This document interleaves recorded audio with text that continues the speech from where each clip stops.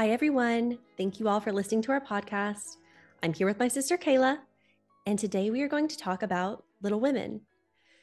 Now, throughout the years, there have been so many adaptations of this heartwarming novel by Louisa May Alcott, a story based on her own childhood, from a 1933 version starring Katharine Hepburn to this latest 2019 film by director Greta Gerwig.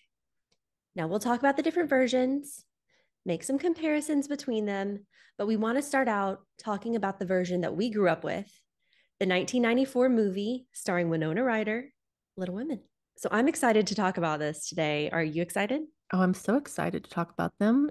I've grown up with the 94 version. It's just has a special place in my heart and very excited. Yeah, no, I agree. This one has a special place in our heart and it has such an authentic feel. You're really transported to 1860s Concord, Massachusetts during the Civil War into the loving home of the March family called Orchard House. I think the cast is spot on. What do you think? Definitely. Winona Ryder is just amazing. You can't do better than mid 90s Winona Ryder. And then obviously Christian Bale as Laurie. And I love everybody they chose. Yeah, so Winona Ryder, she received an Oscar nomination for the role. I think that she is, you know, the perfect Jo March. She's not concerned with what's, commonly expected of young women during the time. That's more of her older sister, Meg. She doesn't care about what people think. She wants to be loud and playful and right. Um, I like what you said about mid 90s Winona Ryder because she was fantastic in The Age of Innocence, Dracula. In the Crucible. Oh, yes, The Crucible. So, totally right. And then the rest of the cast. So we have Trini Alvarado as Meg, and I don't believe I've seen much with her in it. Claire Danes as Beth March, and Kirsten Dunst as young Amy, Samantha Mathis as grown up Amy. Yes. Oh, Kirsten Dunst is just perfect for this role. I'm so glad they got a young Amy. Instead of choosing an actress to play her throughout the whole age difference. And I do want to talk about that later, because you make a good point. um, and yeah, so Kirsten Dunst, she was a great choice. She had already made The Interview with the Vampire with Brad Pitt and Tom Cruise. She was an inspired choice to play the young vampire Claudia, in my opinion. But I read that she was apparently very happy to now be in a female driven movie after that. She got to be around a bunch of young actresses that she could look up to. Yeah, she did so well in this movie. This is one of my favorite movies that Kirsten Dunst is in. And you mentioned Christian Bale as Laurie. I love him in this role. He was 20 when he played Laurie, but he's such an old soul. So he'd already been in Empire of the Sun at age 13, The Newsies at 17. Yes, he does. For such a young actor, he's just so gifted and as you said, has such an old soul. Yeah, he plays the goofy, lovable Laurie, or Teddy, as Joe calls him. I think we need to talk about his chemistry with Winona Ryder because from the beginning, they become best friends and he gets sort of invited into their society of young women playing around. I think the chemistry's there. It is. It definitely is. Chemistry is perfect for playing those young close friends, and then they really deliver in this role. They express all of the awkwardness and fragility of their youth perfectly. Yeah. And then rounding out the cast, we have Susan Sarandon as Marmee, the matriarch of the March family. She will probably forever be my favorite Marmee because she's so warm and loving. She's only stern when she has to be. I love the part where in the beginning she just sort of hints and suggests that the girls should share their Christmas breakfast with the poor Hummel family. And that's all it took because they want to make her happy. And yeah, I think they got it right. Yeah, her acting style is perfect for that role. As you said, she's just kind of naturally kind of hints, and it doesn't seem orchestrated or planned. Like She's just got that perfect blend of being like the friend and also the sister and then also the motherly, caring person in their life. Now, this is almost like its own character in the movie to me, the music. So the music by Thomas Newman, who's been nominated for so many Oscars, including this movie and Shawshank Redemption. So his music, I read in an article that he said, bells and brass always remind me of snow and Christmas time. And I think that stuck with me because that's what draws you in at the beginning. You see the wreath hanging and the snow, and you hear this music come through, and it pulls you in. You're there at Christmas time in 1860s, and I think it's spectacular. It is. It's just, it stays with you after you watch the movie. You just kind of keep hearing the music and it's very comforting and warming. It goes with the warming, the cozy vibe of the movie for sure. Yeah, because the costumes, kind of you were saying the warm coziness. I think the costumes also, um, pay tribute to that feeling. So Colleen Atwood, well known for her work with Tim Burton and so many movies, um, the costumes are very like muted, darker colors, winter colors. Um, and a fun detail is that you can see grown up Amy wearing the clothes of Meg earlier in the movie. So you know how sisters share clothes in real life. I think you know that, Kayla, because we're sisters and we often share. Um, yeah, that blue forget me not dress is one of the ones that Amy gets to wear when she gets older that Meg wore earlier, and it helps with the authentic feel, I think. I honestly didn't really notice that, but I think subconsciously I did. That's because Right. I definitely noticed their clothes seemed in this adaptation a bit more weathered and worn, and so that's really cool. What is your favorite scene from this 1994 adaptation of Little Women, Kayla? Well, the one that comes right to mind is definitely the ball that Meg gets to go to and Joe's going to, and they leave Amy out. Of course, Beth doesn't want to go. But anyway, and so Lori and Joe are together. They meet up behind that curtain or that in that room or whatever, and they just start dancing together. Like they're just having so much fun in their own little world. I love that scene. Oh no, me too. I like Joe's dress in that. It's like a dark red. And I feel like that's exactly what I would wear for Christmas time because it's like a Christmas ball. Um, yeah, and they're eating dessert together and they just hit it off right away, laughing and then Meg comes in with her hurt ankle. But Um, and you can see the exchange between the sisters because Meg is so proper and can tell that, Joe and Lori are already kind of acting maybe a bit too like brother and sister already. And she just doesn't find that proper. But eventually they all accept Lori as their brother. yes, she's such an older sister. I can relate. Um, yeah. Okay. So along those lines, do you find yourself relating yourself to one of the sisters? Well, maybe not just one, maybe a little bit of two. So I think definitely a little bit of Beth because I've much been shy my whole life. And I'm a homebody, you know. But also I would say Amy, because I think she's self-reflecting. She likes to self-reflect and she likes to grow, and I think I'm a lot like that too. And they're the younger of the two sisters. And then I feel like I relate to the older two sisters. So it makes sense. Because Meg, I feel like I get her. I'm maybe not as crazy as Joe. And I do kind of care about what people think. Throughout my life, I've always kind of been a little more self-conscious, maybe like Meg. But I love Joe and she's adventurous. I think I'm a bit adventurous. I moved away from home to the big city and yeah. Yeah, and you took a lot of college trips to Europe. Yes. So I don't know. I think that's kind of fun. And I've always loved watching this movie with you, my sister, with my mom. She was the one who introduced it to us. And I may or may not call her Marmy from time to time.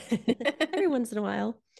And I don't know if you remember this, Kayla, but at a certain point, when I was babysitting you and our younger brother, and our family friend, I coerced you all to doing a play. And I took the play from this book, the one that Jo kind of orchestrates for her sisters. And yeah, do you No, remember I that? do. And I think that I had seen this movie like with y'all after we did all that. And so when I started watching it, I was like, wait, this feels really familiar. Like this is a lot like our family. Yeah, you knew about the play beforehand. Yeah, like I was like, wow, I guess it's common for siblings to put on plays together. I don't know. It just seemed like a entertaining idea at the time. And I think I was trying to be a good sister like Jo to my siblings. Oh no, it was so fun. You were very entertaining older sibling. Oh, thank you. Yeah, Oh my gosh, so what do you think about what little Amy did while they were at the ball with Joe's writing? it's kind of, I don't know, troubling to me that the little sister would just throw all that hard work, that Joe's manuscript, into the fire. Of course, I do like the acting in this scene. So if I'm analyzing it that way, like Kirsten Dunst is so, she kind of has that Claudia vampire moment where she's just, you know, acting out. But I don't know. If that had happened to me, I don't, it would take a long time for me to forgive. Yeah, I almost think Amy kind of got out easy after all that. Honestly, like that's pretty menacing of any little girl to do. Like they need to be taught, like, no, like You even though can't you're do that. angry, you can't do things like that. Anyway. And I always was wondering when I watched this version if they kind of played it like when she falls into the ice, when Jo and Lori are ice skating. To me, the way they cut it in this version, where you don't actually see her fall, you just hear her scream. I remember thinking back then, like, did she do this on purpose? Is this her way of? I mean, that would be kind of crazy to throw yourself in the ice like that. But I don't know. Did you ever think of that? No, I think you're right in this version. The way that it's edited, it leaves it up to interpretation, I guess. But that's like an interesting fan theory that maybe someone else has that theory that Amy's secretly she's been doing all this stuff on purpose, even maybe getting with Lori later on purpose. And we'll talk about that later on. The love triangle. But yeah, and then but yeah, exactly. So after that, Jo forgives her and all is right in the world in the March family, but it's pretty crazy that whole thing. And some of my other favorite scenes in this are all of the tearjerker scenes, like when Jo comes back and she cut her hair for to get the ticket for Marmee to go visit the wounded father, and Amy just chimes in, "You're one beauty." But I don't know. What do No, you think? that's hilarious of her to say that. But yeah, I mean, Joe's great. That's such a sacrifice for any girl. And I think, we could continue talking about the 94 version all day. We just love it so much. But I do want to talk about the other adaptations. So there is a 2017 three-part BBC miniseries that is often overshadowed by the 2019 movie that came out. I personally love this one. I think that if you love Little Women and you haven't seen this version, it's worth a watch because it stars Maya Hawke, daughter of Uma Thurman and Ethan Hawke. And fun facts, so she stars in Stranger Things, and that's where she really got more popular, Maya Hawke. But what's funny is Winona Ryder is also in Stranger Things. So that's kind of a cute little connection. They both played Jo March. And I think Maya Hawke's version of Jo is also great. Like she's very spirited, very energetic, and doesn't care about what other people think of her. And I don't know. I think she really captures Jo's spirit as well. Have you seen that version, Kayla? I have more recently, and I loved Maya Hawke as Joe. I thought that was great. Um, I think that it's definitely was a cool version. I think it was with the music of Andrew Bird, and it was just very whimsical. And it had a lighter feel to it than the other versions for sure. Yeah. And you and I listened to Andrew Bird a lot back when we were younger, listening, first getting our taste of the indie music scene. So that has some nostalgia for me.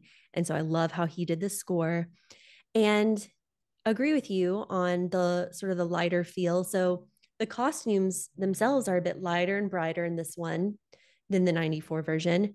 And they were done by Eimer Ní Miadalmna, this Irish costume designer that recently did the Banshees of Inisherin and did the costumes for Becoming Jane in 2007. So I do like the costumes. Joe's always wearing this like bright orange color.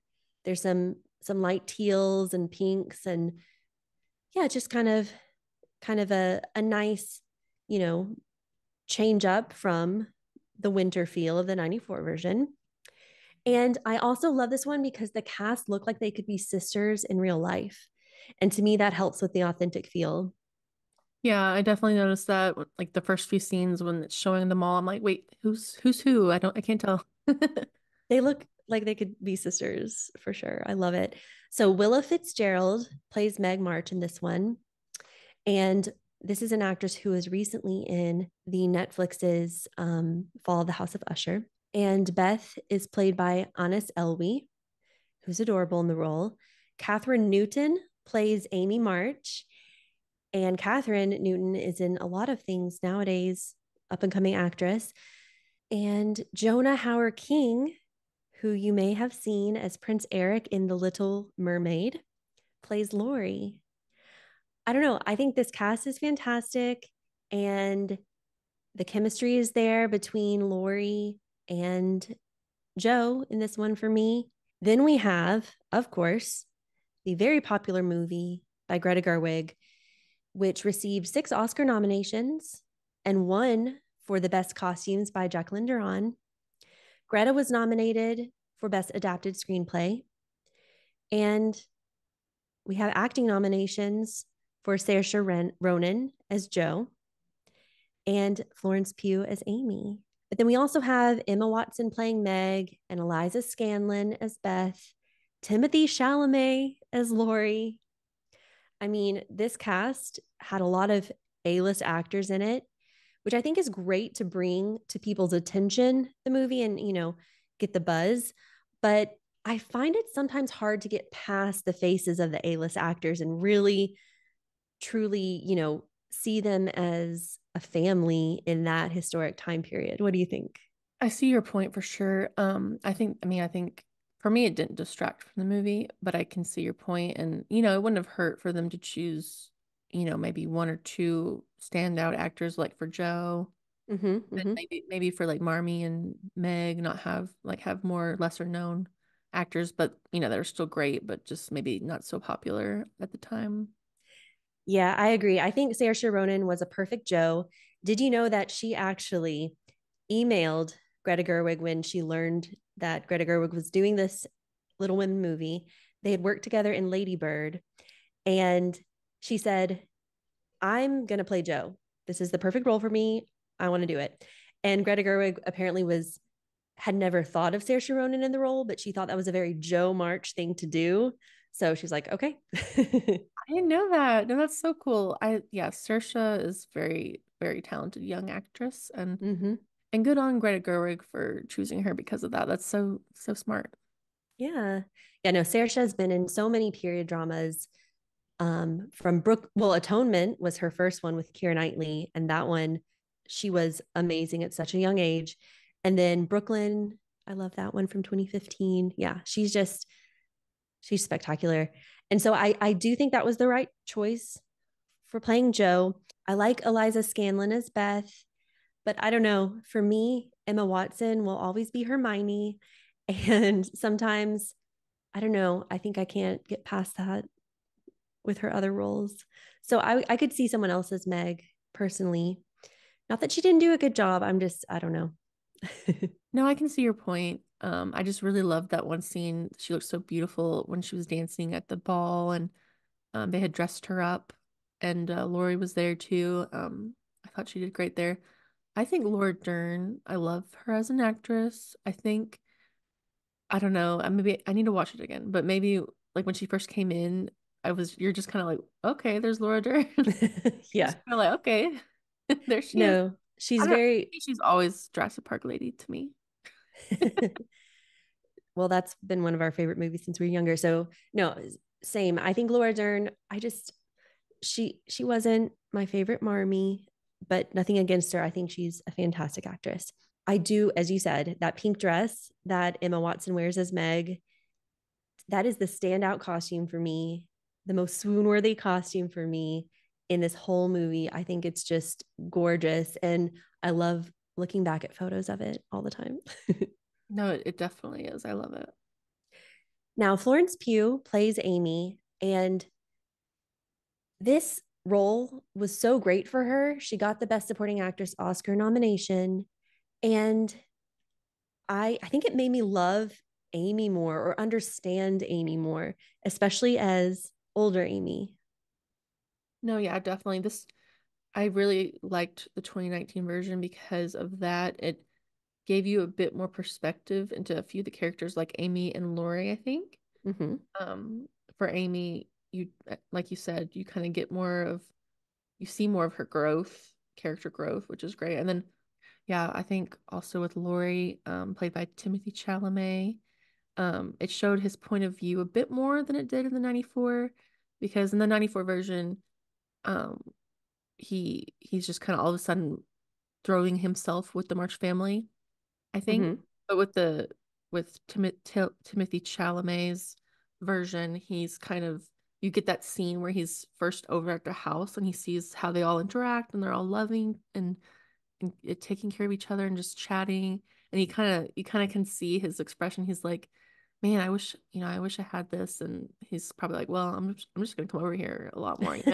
You kind of get that it's expressed a bit more from his Yeah, point of view in the 2019. I think I can picture that, like where he's kind of looking back and forth, like totally taking it in, the March family, the way they the way they interact and the way they play. Because he's just an only child, and I always feel for Lori. And I think Timothy Chalamet is perfect. Like he's very spontaneous and lovable.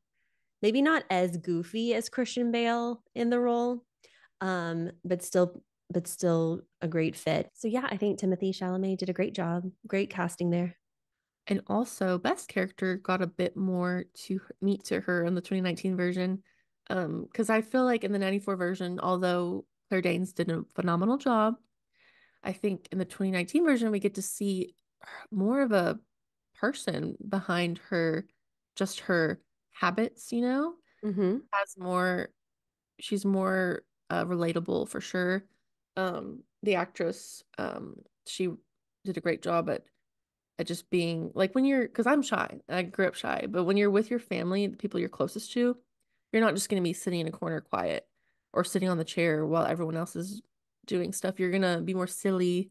You're going to be more normal, normal in quotes.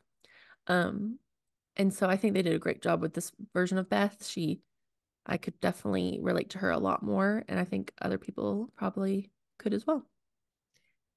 You make a good point. Yeah, she really opens up more when she's at home, feeling in her safe space, and then she kind of pushes herself. Though you get to see that great part that's also captured in the novel where she goes over to Mr. Lori's grandfather, Mr. Lawrence's house to play the piano, and they don't really shine the light on that in the 1994 version. They do also in the 2017. And she her love of music is one way where she can kind of um connect and open up, and I love that. Yeah, the music, like her desire to play music really makes her push her boundaries and get out of her Mm-hmm. comfort zone. Exactly. So it's sweet. And okay, so let's talk a bit more about Amy as Florence Pugh, because she really won me over with this role, with her version of Amy. And I mean, she's cute and sweet as young Amy, but I think you kind of alluded to the fact earlier that it's not your favorite thing to have the same character play young and old Amy. Yeah, I mean, I'm definitely conflicted because I think Florence did such a great job, of course. But there was that one scene in particular where she's in the schoolroom with the other girls, and the other girls they're full 12, and she's 22, I think, when she filmed this. So it's just, it's just, I guess if you just try to ignore that, but it's kind of in your face. And then I do have a little inside joke about, I want the limes. Like, 'cause she has such a deep voice for a 12-year-old. Like, it was funny to me. Yeah, Florence has a deeper voice. I love it. I love her laugh and her the actresses, just I love everything about Florence Pugh. But putting it in the context of a schoolroom with the 12-year-olds, I get it. It's hard to overlook, maybe. Yeah, to me it was a little silly because I feel like in the other versions they don't even have a scene where she's like with the little girls. And it's like I was kind of questioning like why did they feel they needed to put her next to them because you know Mhm. it was just a little much seeing her right next to them maybe. No, I get you. So, but then when she grows up and she has that speech, and I think this is the speech that really got her that Oscar nomination, really secured the nomination for her, was a speech that actually Meryl Streep, who plays Aunt March in this, came up with. She's she gets the credit for sort of talking to Greta Gerwig about adding this speech into the movie. And it's something along the lines of, as a woman, I have no way to make money, not enough to earn a living and support my family. And even if I did have money, it would belong to my husband the minute we were married. If we had children, they would belong to him, not me. So don't sit there and tell me this marriage isn't an economic proposition because it is, not for you, but for me. So it's like she really kind of scolds Laurie. Like, I can't, sure, love and romance is important, but in reality, a woman has to make a choice. And sometimes, you know, sometimes security is important and being able to help your family. And Mhm. so it's like, if love does come along with that, great, that's better. But back then, it was tougher for women. It was for sure. No, that's really cool about Meryl Streep. I didn't know that, and it kind of reminds me of Emma Thompson with The Pride and Prejudice. Yeah, sometimes it's nice to get sort of a well seasoned actor or writer to come in and, contribute to the script, I think. Very cool. You could say Meryl Streep is the American Emma Thompson. There you go. Love it. Yeah, so we've talked a bit about the three versions, but I really want to get into the whole dynamic between Amy, Laurie, or Amy Jo. So it's kind of a main point of contention among readers and viewers, a bit of a love triangle. Should Laurie have ended up with Jo or Amy? I'm glad you asked. I definitely have thought of this, so I might have a different take on it than you. So I think that deep down, who's who's soulmate? I think Lori and Jo are true soulmates. I think that if Jo had said yes, that it would have been hot and heavy, passionate, but I think it might have burnt out. I think they would have, like Jo said, they would have ended up resenting each other for some reason because they're so similar. But so at the end of the day, I think people deep down know what's best for them. I think that's why Lori and Amy end up together because deep down they realized they were better suited for each other. And but I still think that deep down, Lori will always have that deep love for Jo. But they all love each other, they all respect each other. He has grown to love Amy in a different way, as he said. I agree. So, yeah, the love is there for both Jo and Amy. And it's almost like Laurie has to kind of repurpose his love for Jo to be more brother sister, whereas like Jo always felt like it was brother sister.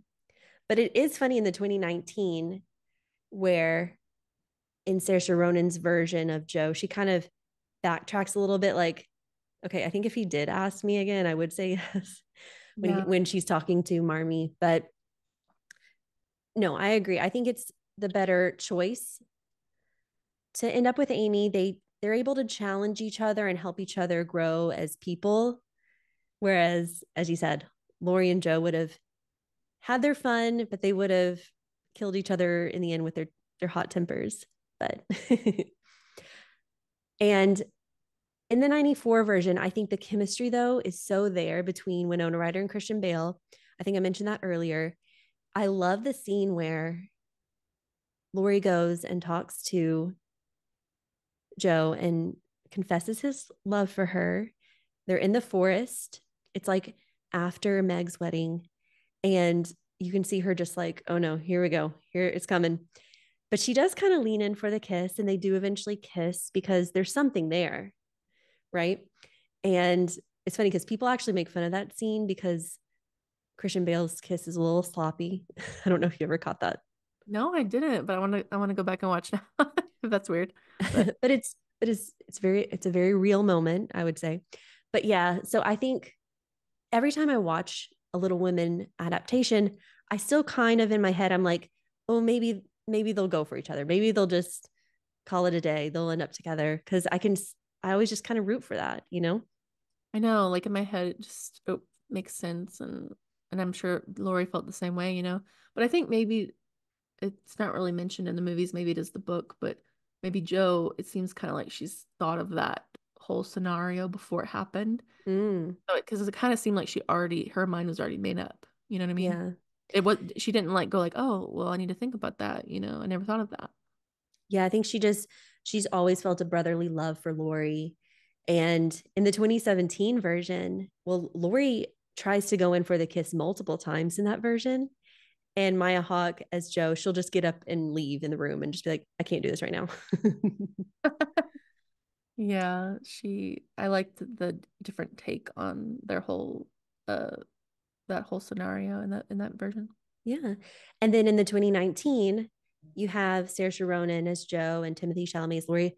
And it's this beautiful fall scene. And they're like up on a hill.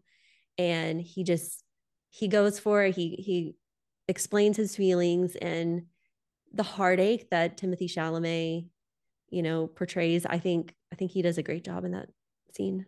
Yeah, he's even if I think he's the most upset in that version, I would say. Yeah, maybe the most upset. Yeah, the most heartbroken. Um, but then, you know, life has a, you know, sorry. Life life will find a way. Exactly. And another question, was Joe meant to be with Professor Bear?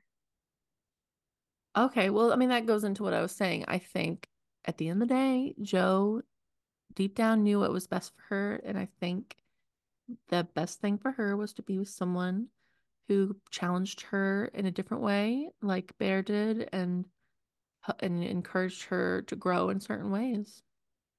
Yeah, no, I agree. I think that they're the intellectual equals and challenge each other. Maybe they go to philosophy discussions and go to the theater together. And there's more of a romance there for Joe. But what's interesting is in real life, so, think about Louisa May Alcott being Joe in real life, and Louisa May Alcott never married. She never married in real life. And they kind of put this in the 2019 where it was added because back then a happy ending was a marriage. That was what readers were looking for a young woman. That was how she secured her happy ending. So you do have to think like, should Joe have just been alone as it was kind of in real life, or is it meant to be her with her Professor Bear? Yeah, see, I didn't realize that, but now that I think about it, I think that it almost does feel a little forced at the end, like the whole Bear thing. Mm-hmm. But I mean, I think either way it works out, and she still is a strong, independent woman either way. It's true. Do you have a favorite Professor Bear portrayal?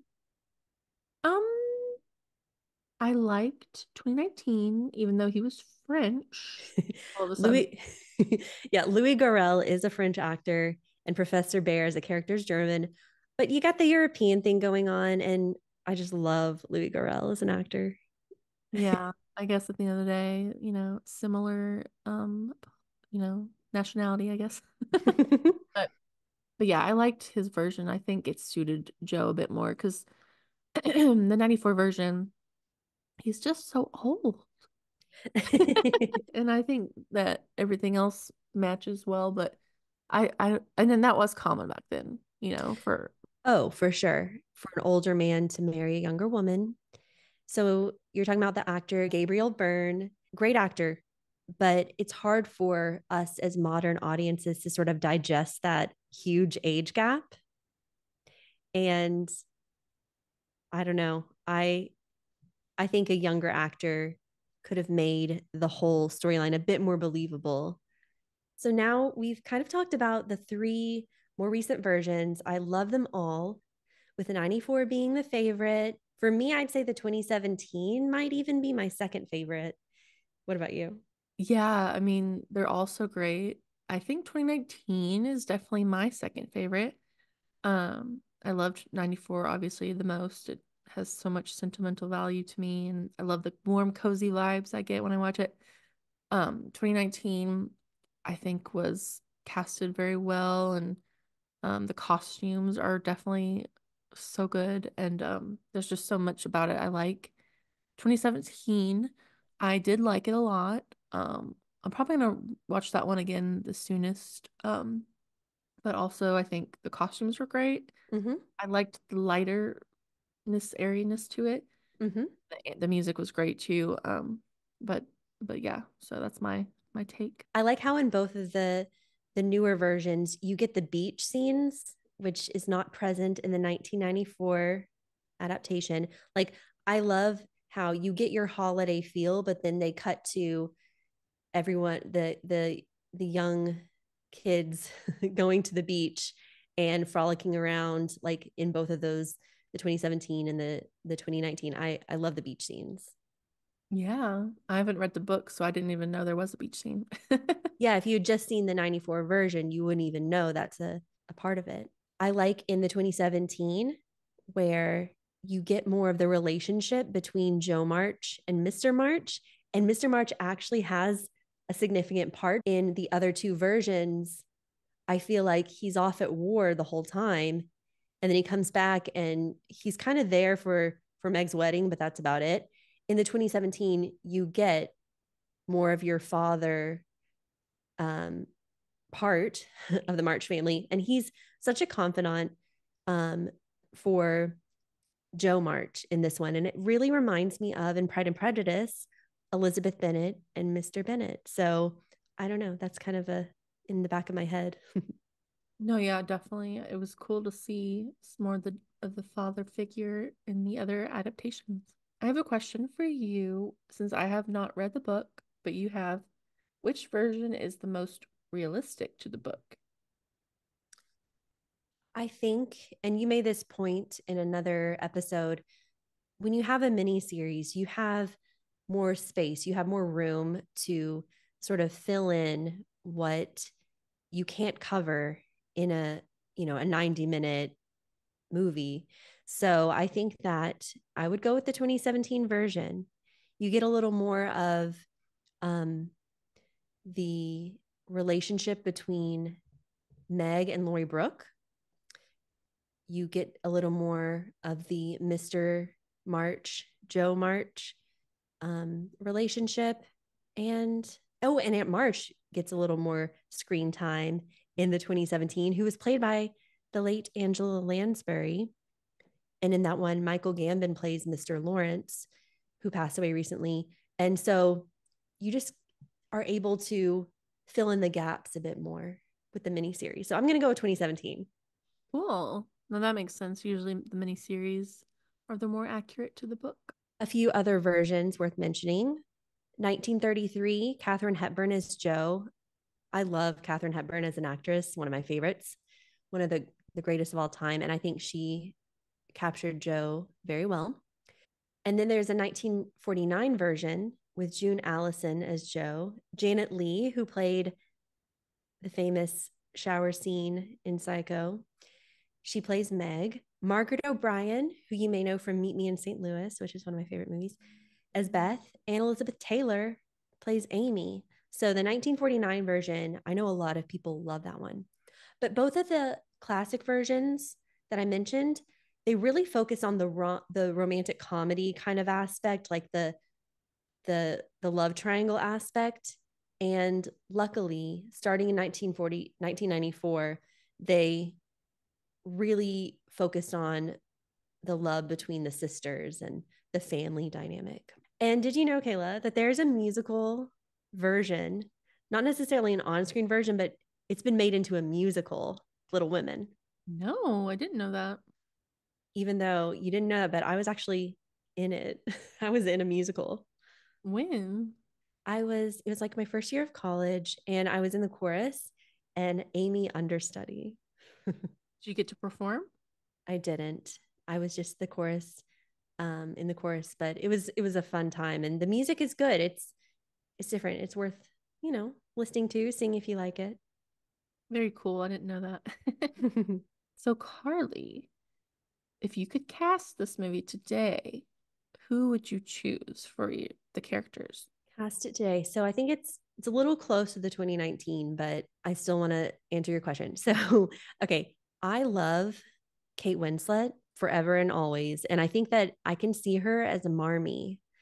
I loved her in Finding Neverland, where she's the mother to the boys, and I could see her doing this, and I would really love to see her take on Marmee. Oh, okay. Yeah, I didn't think about that. I definitely think she would be a great Marmee. Who else though for like Meg, Jo, Beth, Amy, Lori? You know what? I think I think Lily Collins could be a good Meg. I know many people know her from Emily in Paris, which is more modern, but I loved her as Fantine in this BBC version of Les Mis. I could see her as the pretty, well put together Meg. And maybe if you're fans of the Gilded Age, Taissa Farmiga, I think I'm saying her name correctly, could be like an older Amy. And why not keep it in the Stranger Things family? What about Sadie Sink as a Jo? I don't know. I love her as Max in Stranger Things. And I think she has like a fun, you know, quality to her. Oh, that's cool. Yeah, mine's a little different. You want to hear mine?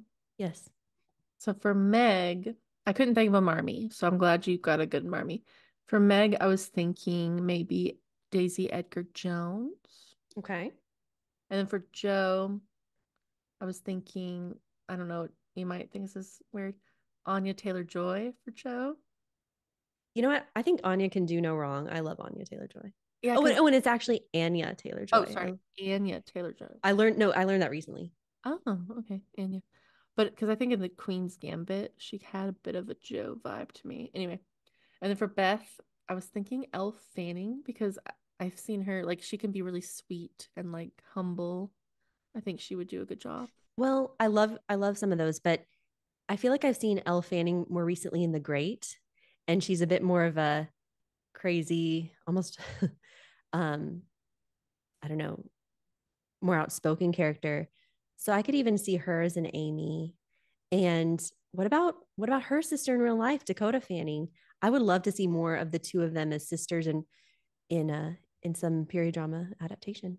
No, I think that's a good idea for sure. I was struggling with an Amy just because Kirsten Dunst is the perfect Amy to me. I know I love her.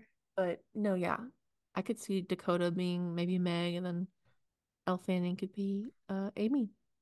Fun. Okay. I wonder what our listeners think if there Wait, are any. what about Lori? Um, you know what? That's tough because it has to be someone very youthful and playful, and I just don't know who else other than Timothy Chalamet. I don't know. What about Jacob Elordi? I'm always trying to throw him in. Well, for Lori, I know earlier you mentioned The Queen's Gambit.